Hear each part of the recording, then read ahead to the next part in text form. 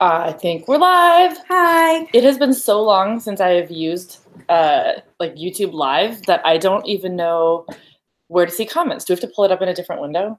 Probably have to pull it up in a different window. I have it going here. So there we go. Oh, nope, pause. I mean, stop. There. I had to mute myself. That wasn't good.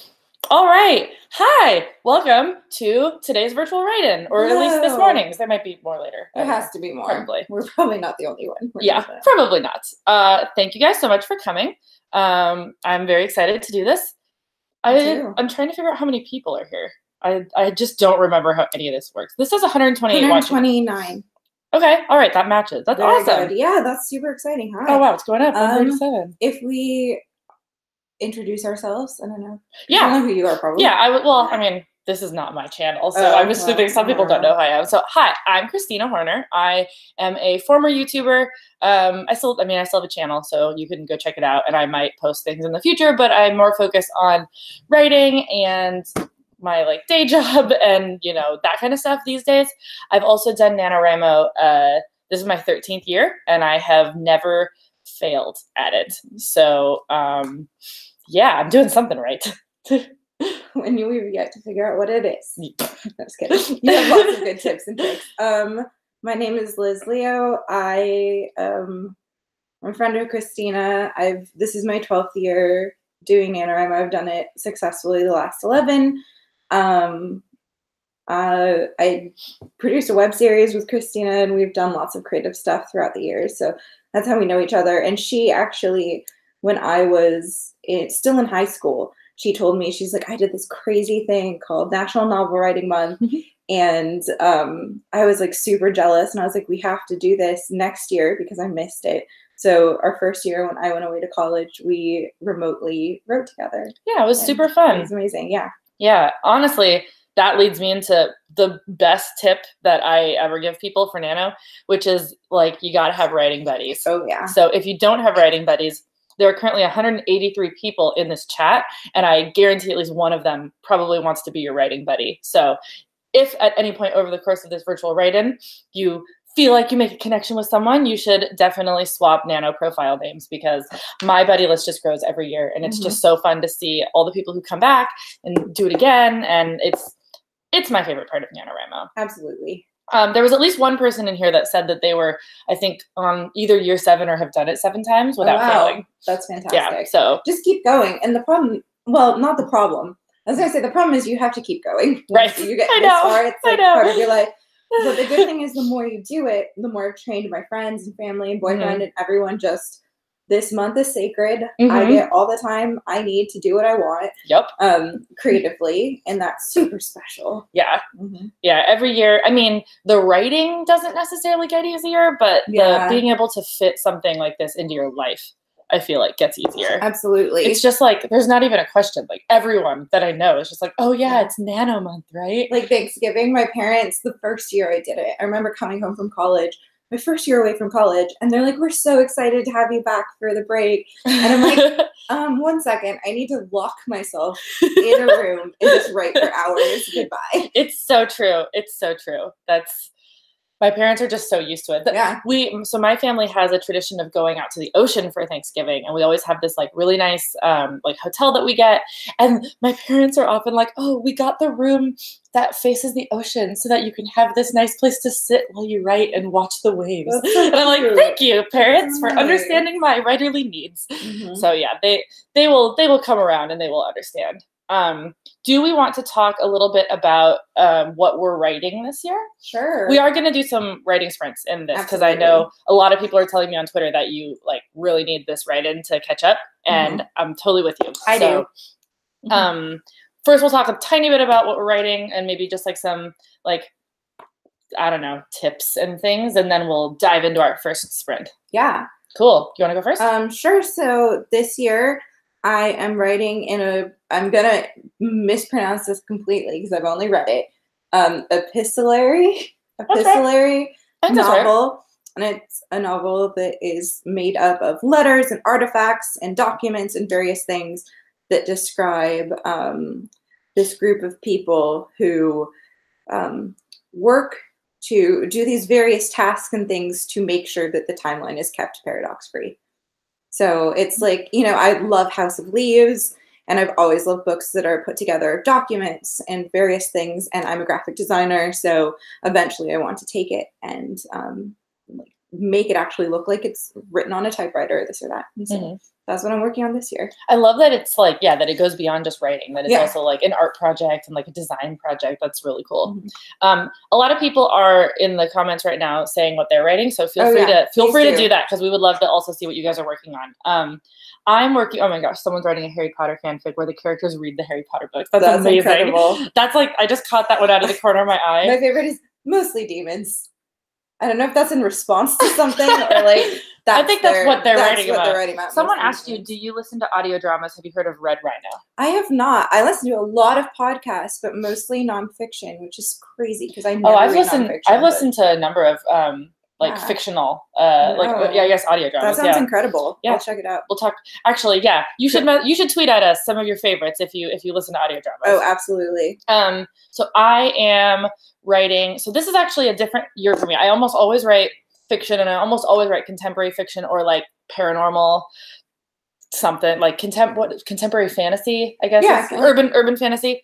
So I write a lot of stuff like that. But this year I'm doing something different. I'm actually writing historical fiction where it's based on sort of my family's culture and heritage, and it takes place from the point of view of 3 different generations of women from that family. So it's fictional, but it's based on sort of real cultures and histories and traditions. And so it's fun, but I am spending so much more time researching if things were invented yet than I ever have in Nano before. I do that too because I have a timeline. So I'm I was like, when was Red Bull invented? And it was like the 70s. I know. It's like I just got a picture of someone in the 70s like pulling out a Red Bull. Right. Yeah.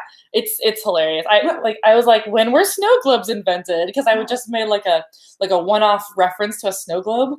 What did you say, April Fool's the other day you were researching? Yeah, I looked up because like a character just referenced April Fool's, and I was like, when did this start? Apparently like the 1500s. 1300s. Long time ago. It's been a couple days now. It was not originally a good holiday. Nor is it a good holiday still. No. You guys are all writing really cool sounding stuff. Is it too late to change my mind? No. These ideas. Oh, I thought someone asked that. No. Our Google history during Nano. Oh, yeah. So if you're wondering what I'm talking about, so if you follow me on Twitter, something that I've been doing this year is encouraging people to share the things that they Google search while they're writing, because I find it to be just like very weird and funny. So I've been keeping a list, and anyone who sends me theirs, I've been retweeting, and it's just been like a really fun like #NanoResearch thing. So anyway, that's what we're talking about. Okay, I'm getting distracted. You guys are awesome. Let's see. What are some ways that you like buckle down and just like write? Or like, what are your tips for like how you approach Nano, or like get in the mindset, or like, I don't know, whatever kind of helps you go? I feel like giving myself rewards is always something that I've done. Like if I hit this amount, I will like next week I'll go get a massage, or this or that. Or even just like, I'm going to write 500 words, then I can get up and get a piece of chocolate. Right. And go back and write 500 words. That's what I was going to say, is that I need that mix of both. I need to do the like, okay, when I hit 10,000, I can like buy myself that new pair of shoes that I've been like advertised so much on Facebook and don't need. I literally did that last year. But then sometimes it's like, you know, okay, conceptually, I know I want to get to 10,000, but like right now I need to write like 250 more words. Yeah. So I'll tell myself like, once I write 250 words, I can go eat a Pop-Tart. Yeah. Because I shouldn't be eating Pop-Tarts. Apparently all of her rewards are based around eating food, or shouldn't. No. A reward isn't something you should be doing. Right, exactly. It wouldn't be a reward, you'd just be doing it. Yeah. Last year, actually, probably the most expensive reward I ever gave myself was when we went to San Francisco, and I let myself buy that like super expensive dress. that was fantastic. I don't think I've given this is my other problem, is that I just give myself rewards regularly for being, you know what, because being a human is hard. Getting through the day is sometimes hard. Getting through work is sometimes hard. So you do need to reward yourself. Yeah, just like consistently throughout. But try and also save up some of those rewards. Yeah, I know. Amazon wish list. Yeah. Oh, that's a good. making an Amazon wish list full of nano rewards. That's a great one. Where, yeah. oh, this is brilliant. Okay, guys, we're all gonna do this. So you make like a wish list or a shopping list or whatever called nano rewards. And then when you hit certain goals, then you can go pick one thing from the list. And they all should be relatively like not similarly priced. Yeah, like maybe it's not like a Nintendo Switch and like yeah, maybe it's things that are like $20. Yeah, $20. Oh, this is brilliant. Or whatever works for your budget. Yeah. You know. Yeah. I mean, everyone's you pick whatever you want it to be, and then yeah, I love it. Ooh, Amazon wish list. I love it. I love it. Oh, I also used to use Written Kitten. This was kind of what started the like small rewards thing, because I'm sure many of you have heard of Written Kitten, but it's like a little text box on a website, and you write, and every 100 words, it just gives you a new picture of a kitten. And like that is so motivating. I just love it. And because sometimes you don't get a cute kitten, and then you're like, well, I gotta write another 100 words. I need a better one. Also, I mean, there's really good motivators. There's also the motivator of just time. And that's helped me a lot, which is just, I'm a procrastinator. The closer I get to the end, I just feel more motivated. That's just natural. Yeah, it's true. Okay, should we do our first? Actually, it's 10:13. So how about at 10:15? We'll write for 10 minutes. Does 10 minutes sound good? Yes. Do we have any? Is this just a sprint or? I was thinking. So one of the things that Liz and I were talking about right before we went live is this idea of raising the stakes. So that's something that I'm actually not very good at. It's hard. It is really hard because you kind of just you like your characters. You know, you like what they're doing. You want them to be comfortable. But like, if your characters are comfortable, you're doing something wrong.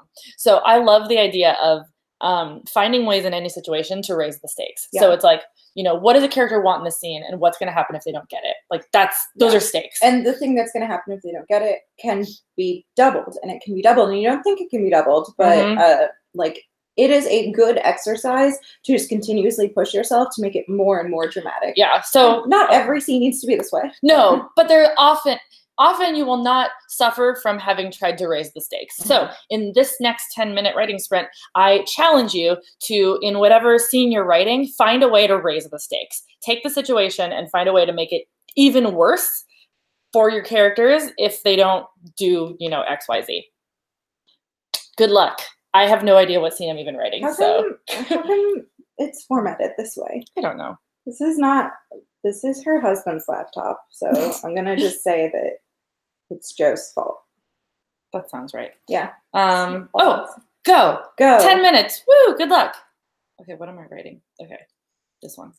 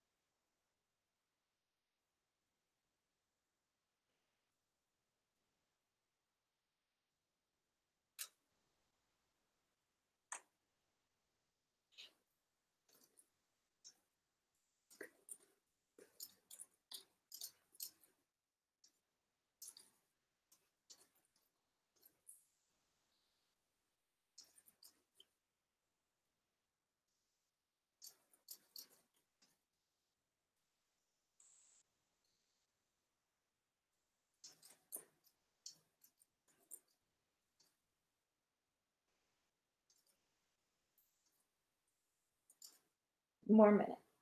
Yeah.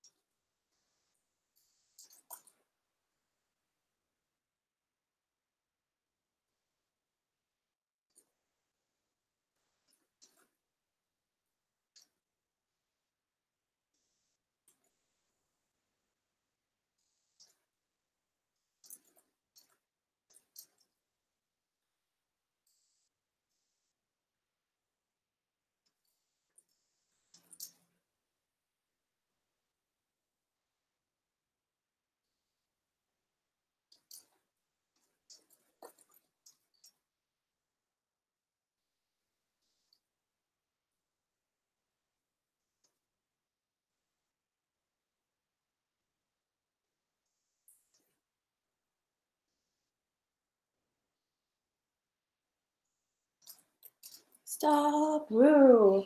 Good job, everyone. Yeah. I assume. I did not write very much. I wrote 292 words, but I know how much I wrote.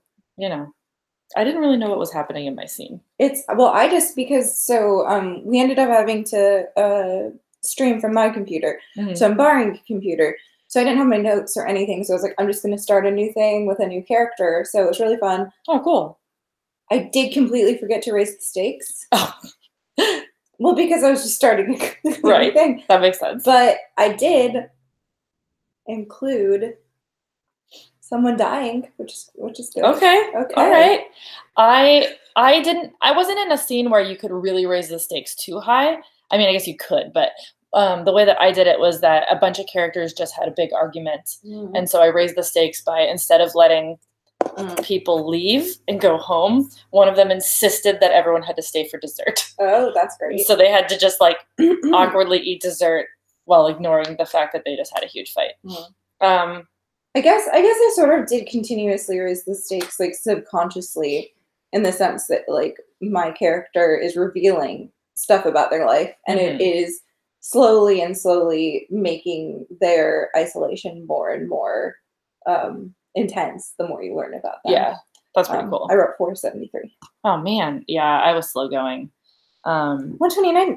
Not sad face, happy face. Yeah, that's awesome. Valentina, you wrote 129 more words that's than you incredible. Yeah. Ooh, 135 handwritten. That's great. Someone said, does anyone have advice about using Nano to edit? Basically, I have 60K words of a project I've been working on for a long time. I'm trying to make it coherent this month.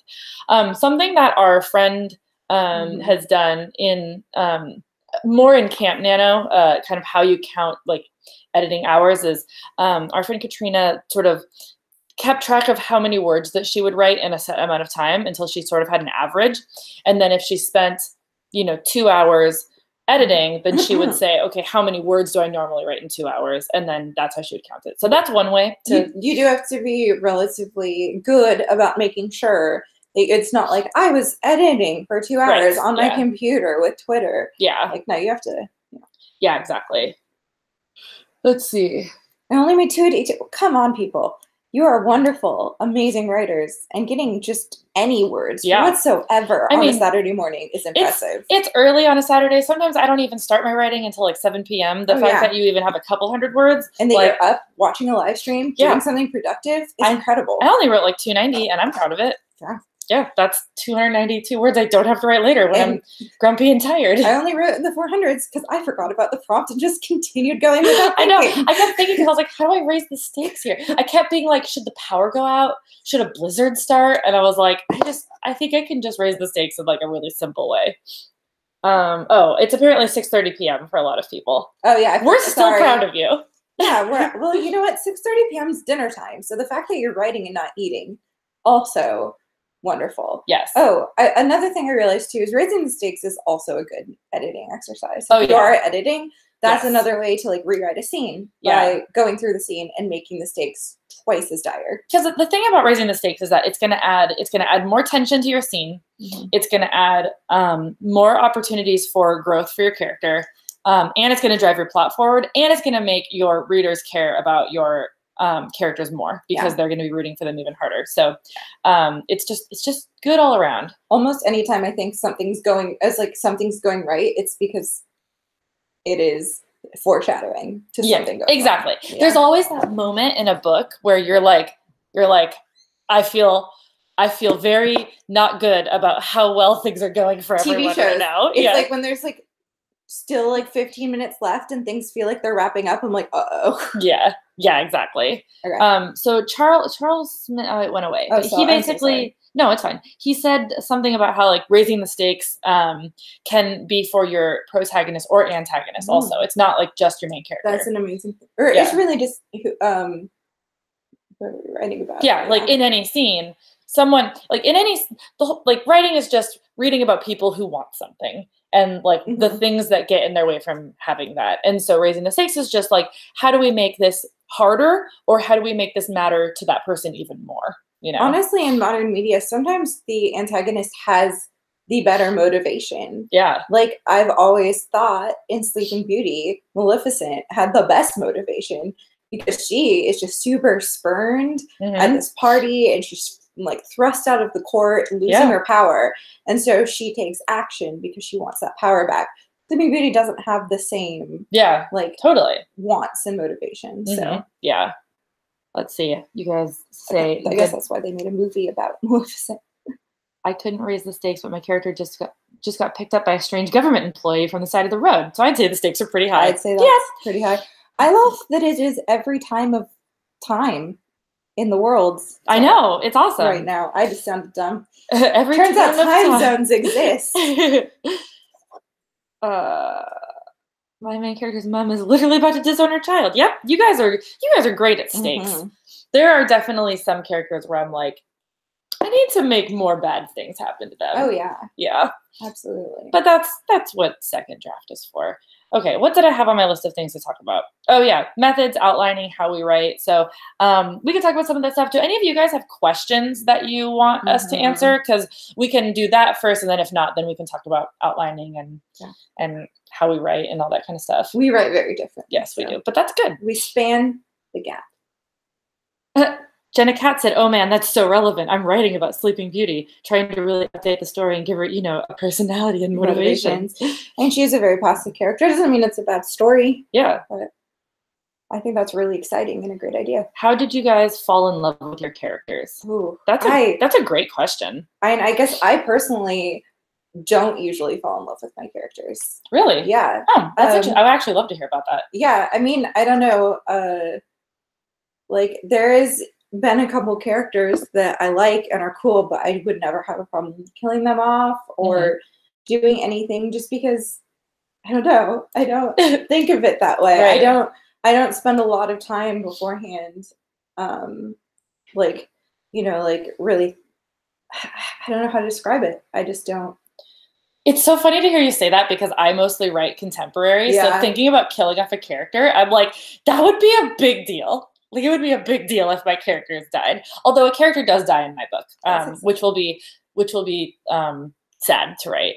For me this year, I mean, I am very character focused, and so I do tend to fall in love with my characters, and I fall in love with like their relationships with the other characters.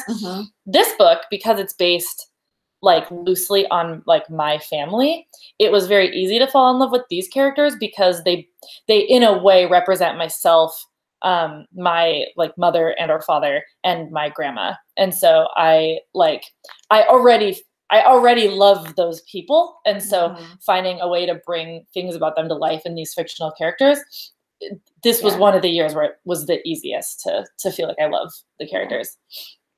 Someone asked me, this is very me specific, sorry, but someone asked me if I have plans to publish any of my Nano novels. And this is a very complicated question. I couldn't possibly answer that question. I mean, okay, so here's the thing. Yes, the answer is yes. I've always wanted to publish books. I've always wanted to write books and share them with people. I haven't done that yet because so much of Nano for me has been practicing and learning about myself as a writer and figuring out how to plot and figuring out how to do all this stuff. Writing a book is like so dang hard. And I've only just recently started to feel like I even have the skills to take a project and like take it to the finish line, maybe. Like I have never done that, but I definitely want to. And in the meantime, So between last Nano and this Nano, I've been working on a project that I've hinted at a little bit, but I'm working on putting together a book about having done Nano as many times as I have, and then that has sections from each book that I've worked on. And so I'm hoping that I can put out, even if I self-publish it, sometime soon. So that's something I'm working on, but I also want to traditionally publish at some point. I have 2 things to say. One is I personally feel like publishing my first novel is a little bit like being asked to paint a mural on my favorite building. Yeah. Where it's like, okay, I've done some sketches, I've, you know, painted some portraits, but like a mural is huge and it's big. And if it's on my favorite building, I want to know it's going to be good and I have the perfect thing to put on it. The second thing is I'm actually considering with my novel this year, and I'd be interested to hear what people think, of creating the artifacts and documents through graphic design, but then instead of compiling it into a book, releasing it just online through a website where you can just read it like that. A little, not like a comic but maybe the format of clicking through the document. Yeah, that'd be cool. Instead of publishing it traditionally. So I'm interested if anyone's interested in that or have ever thought about doing something or done something like that. I don't know.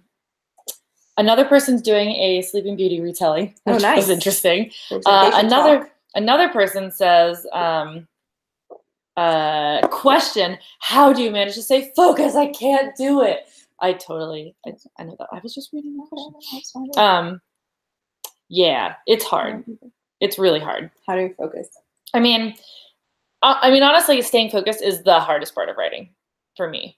And I guess sometimes I just can't force it, and sometimes I just can't do it. Other times I just have to physically take my phone and put it on the other side of the room. Mm-hmm. And sometimes I have to just it's just telling yourself sit down and do it. And sometimes that works and sometimes it doesn't. I don't know. Yeah, giving myself either a lot of time or just a really small amount of time, like lunch breaks or something, can really help. It's hard for me to write in such small chunks. I feel like I need a longer amount of time to sort of get into it. Mm-hmm. Yeah, I don't know. It's so hard. It's so hard. Let's see. You guys are all having a great conversation. I don't even know how to jump in. Let's see. Okay, people want sprints. Oh, okay. People asked about novel titles. You guys should leave yours in the comments. Mine doesn't have a title yet. Nothing's come to me. It's I either know the title instantly, before I even start writing it, or I just even by the end of it, I'm I don't know what this book would be called. I don't know. My novel's currently called either Time Quilters Club or The Quilters Club, but it sounds really boring. So no, I love that. Really, yeah, that's a really good title. Because the idea is which one? I like the Quilters Club. Yeah. But I'm worried that people are going to be I don't want to read this book about people quilting. Oh, look at all these great names. Eve's Regret, The Empty People, Golden Hour, it's so fast. So fast. The Lilith Complex, A Light in the Deep, The Lives We Lived. Ooh, The Lives We Lived is good. The Ugly Darkling. That's so cool. That's incredible. Cope with Loss, Bully Me Not Cosmos. Oh my gosh. These are so good. So fast. The Girl Who Fell in Love with the Stars, Circus Prince. 6-Month Vow. And Untitled Project. Yep. Life After Death. A Year of Goodbyes. The Other Side. Oh my gosh. It's going so fast. I love it. Sprint. Okay, yeah, we can sprint person who wrote in all caps. I know. Okay. Murder in the Midwest. So let's start at 10:40. 10:40. What should the prompt be this time? Last time we raised the stakes. Didn't you write on the note? No, we didn't come up with a second one. I thought we came up with one. Ooh, Shattered Prophecy. I love it. Creature of Scandal. I'm so distracted. One thing we do to raise the stakes sometimes when Kristina can't figure out something to do, our tradition for a decade has been put a character in a tree or set something on fire. Yeah. So actually, let's set something on fire. I can set something on fire easily. Yeah, I'm literally in a cooking scene right now, so I can easily set something on fire. I'm in a boat, so obviously setting something on fire raises the stakes completely. Also, in my last section, there were so many things I needed to look up. I was what was a refrigerator like before electricity? No idea. I mean, I have a vague idea. That an icebox. I called it an icebox, but I was but I would have looked that up if I wasn't sprinting. And there's another thing. You know what I realized when I was sprinting is that I obsessively have to correct spelling. And I hate that about myself because it would be so much faster if I could just let it go. But there's something about those red lines that drive me nuts. My main character can control fire, so perfect. Oh, her village burned down. I'm sorry. Person who's fictional. Cool. My character is literally right now in a tree in a perfect fire situation. Oh, I love it. That's incredible. You can turn off the red lines, someone said. 1 minute. Yeah, but then you don't know that you spelled things wrong. Yeah, and then I just live in constant fear. That's true. How do you set something on fire in the bathroom? Oh, easy. Someone could be like smoking in the bathroom. Hair dryer, yeah. Curler. Yeah. Her characters are currently singing around a bonfire. I can do more fire. Someone said, hey, I have that same blanket. Yay. Fire is a popular idea. Okay. 1 minute. Okay. We're going to get in your natural writing. Blow something up does count if there is fire. Oh, absolutely. I'd say explosions are like just the stakes raising version of fire. Fire would actually be the perfect solution to my current situation my characters are in. Fire is almost always the answer. When you're just stuck and you're like, because if you're bored writing something, chances are people are a little bored reading it. So many people's characters were in a forest. Well, forest fire. Oh, I will say my complete sympathies to the forest fires that are going on in California right now. That is. Yes. We have friends down there and we care a lot about them. So stay safe if you're in California. Yes. And fires are going on. And now we're at for 10 minutes and then put something on fire safely. Okay. Safely.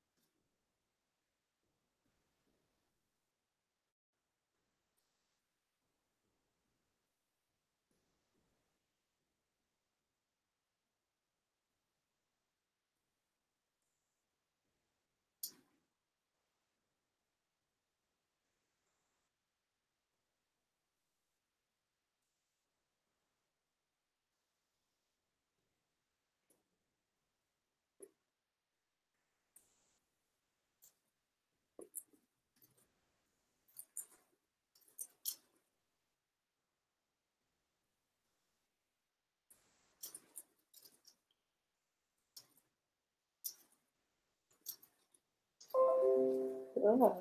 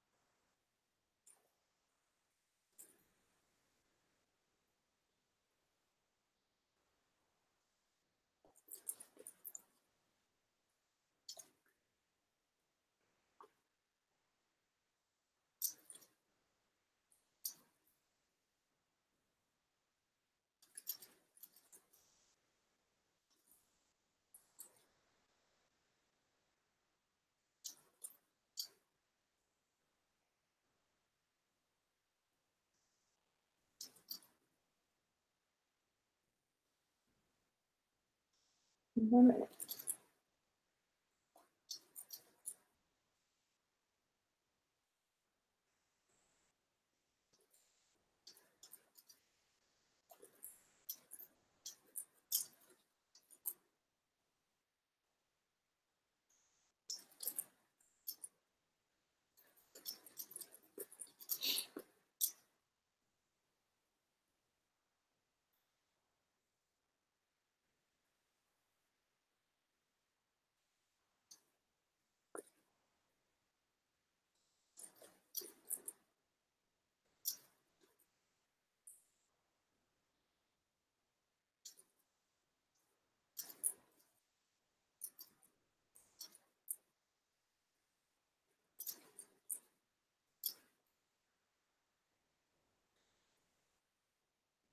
It's 10:50. Finish your sentence.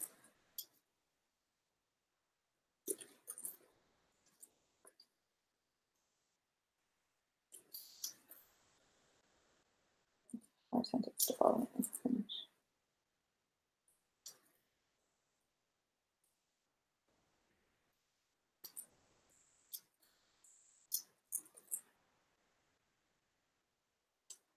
I had to finish the sentence because nothing had been on fire quite yet. Yeah, no, this was And my this sentence was with my fire. Yeah, exactly. Okay, everyone gets one more minute to make sure your fire has started.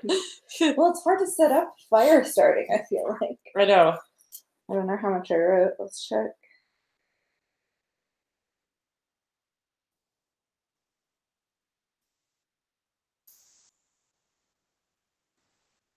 All right, 412. I actually followed the prompt this time. Let's see. I have to do the math really quick.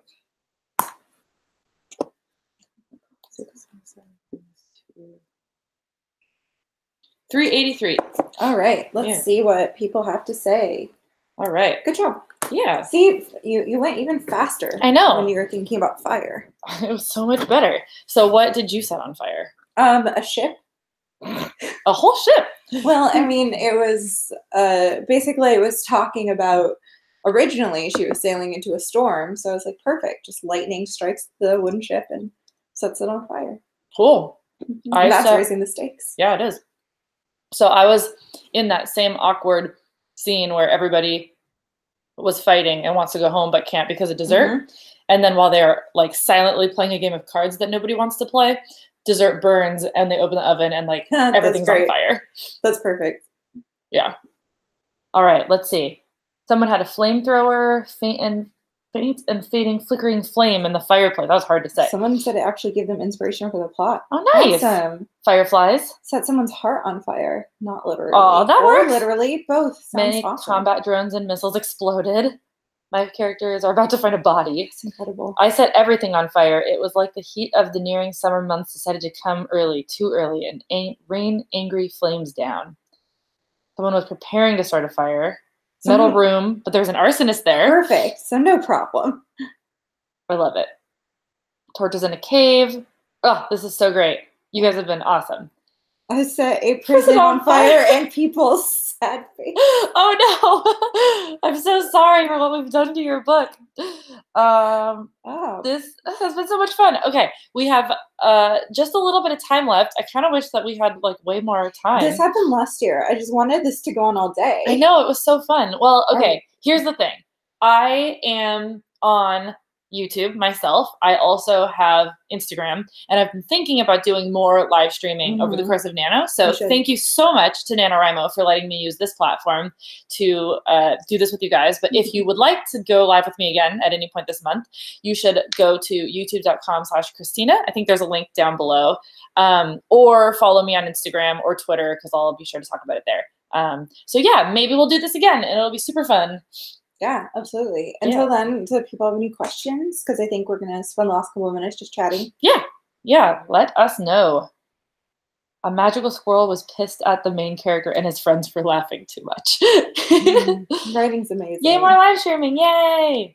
Yeah, I love doing it. It's just, this is another thing, is I get huge inspiration and focus from writing with a bunch of people and seeing their ideas. And it's fun to see how differently everyone interprets prompts and themes. Absolutely. Oh, I want to hear how y'all plot. Oh. Okay. Well, actually, this is a good thing to talk about. Wonderful at this. Liz and I are very different. So my method for plotting has evolved a lot over time as I've found new things that I like, and I've learned from other writers, and I've sort of cobbled together a bunch of different things into my own method. So how I usually start is with this thing called the snowflake method. So if you just Google search that, it'll bring it up. And it's basically this concept that like every story starts with like an idea, and then you expand that and you expand that and you expand that until eventually, if you keep expanding, basically by the end, you've written a book. So a lot of it is like, find a way to describe your book in one sentence and then expand that to a paragraph and then expand that paragraph into like 4 paragraphs. It's really cool and it's very helpful. So check that out. I also have learned about how to do like note cards in a way that kind of help you visualize your book. So after I do the snowflake method, then what I do is I take all of the characters that I feel have some kind of hero's journey in the story, and then I take note cards and I literally write like ordinary world, like call to adventure, refusal to call, and I write down all of the beats in the story that fit the hero's journey to make sure that they have a good arc. And then I take all those note cards and I put them in order to see like, okay, when did these things make sense? And then you can kind of make sure that, one of your characters isn't all front loaded at the beginning and that it's all kind of spread out. And then I take those and I separate it into like 3 acts. And then from there, I usually feel like I have just about enough information to start writing. And then I tend to do like one more thing on like character development, like figuring out, what is a character like? What do they want? What happens if they don't get that? What are their flaws and weaknesses? And from there, then I feel like I've got enough information to like dive in.